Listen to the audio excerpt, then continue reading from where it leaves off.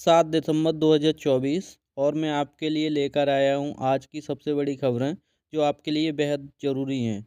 तो चलते हैं बिना समय गंवाए शुरू करते हैं आज की पहली खबर से। तो आज हमारी पहली खबर है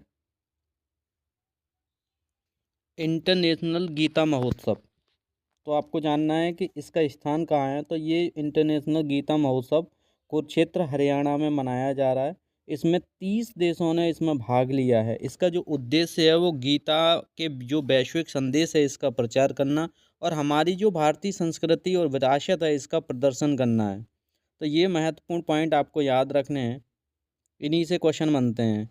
प्रमुख आकर्षक इसमें क्या है, जैसे गीता यज्ञ है, गीता प्रवचन है और जो सांस्कृतिक प्रस्तुतियां हैं, वैश्विक जो प्रतिनिधियों द्वारा गीता पर जो चर्चा की जाएगी इसके उपलक्ष्य में इसको मनाया जाएगा। इसका महत्व है कि जो वैश्विक शांति और सद्भावना का संदेश विश्व को देना है, एक देश को नहीं, और युवा पीढ़ी में जो गीता के मूल्यों का प्रचार प्रसार करना है उसका ये उद्देश्य है गीता महोत्सव मनाने का। नेक्स्ट हमारी जो आज की महत्वपूर्ण खबर है वो है कि जो स्विट्जरलैंड है उसने बुर्का पर प्रतिबंध लगा दिया है।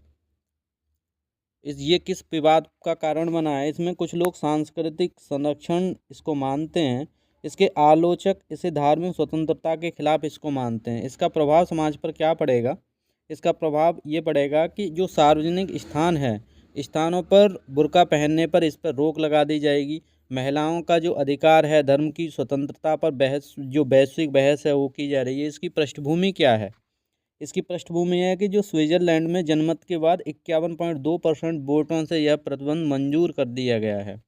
यह कानून फ्रांस और बेल्जियम जैसे यूरोपीय देशों में क्या समान रूप से इसको लागू कर दिया गया है, क्योंकि बुर्का बैन से क्या होगा कि जो स्त्रियां हैं उनको थोड़ी स्वतंत्रता महसूस होगी। यह कदम कहाँ स्टार्ट किया, यह कदम यूरोपीय समाज में सांस्कृतिक और जो धार्मिक संतुलन है उस पर गहन चर्चा का ये विषय बना हुआ है। महत्वपूर्ण हमारी जो पॉइंट है वो है इसरो का PSLV C-59 का प्रक्षेपण। ये कहाँ से हुआ है तो आपको बताना है। इसका जो स्थान है श्रीहरिकोटा स्थान है। इसका जो सहयोग किया है वो यूरोपीय स्पेस एजेंसी के साथ। इसका लक्ष्य है पृथ्वी की निगरानी में सुधार करना। उपग्रह और प्रौद्योगिकी के जो क्षेत्र में भारत का वर्चस्व का बढ़ा हुआ वर्चस्व जो दिखाई दे रहा है वो इसी के कारण है। इसरो महत्वपूर्ण भूमिका निभाए हुए हैं अंतरिक्ष में। इसका महत्व क्या होगा, किन किन क्षेत्रों में ये कार्य करेगा, तो इसका जो महत्व है वो है भारत में अंतरिक्ष जो विज्ञान है उसकी ऊंचाई को दिखाना।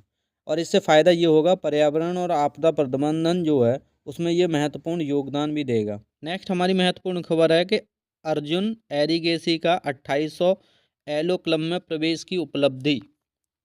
तो ये प्रवेश की जो उपलब्धि है वो ये 16 में हमारे जो एक खिलाड़ी हैं, जिन्हें अर्जुन एरिगेसी विश्व के 16वें खिलाड़ी बने हैं। इन्होंने 2800 जो एलो रेटिंग है उसमें इन्होंने महत्वपूर्ण स्थान प्राप्त किया है। ये भारत में ऐसा करने वाले ये दूसरे खिलाड़ी बने हैं।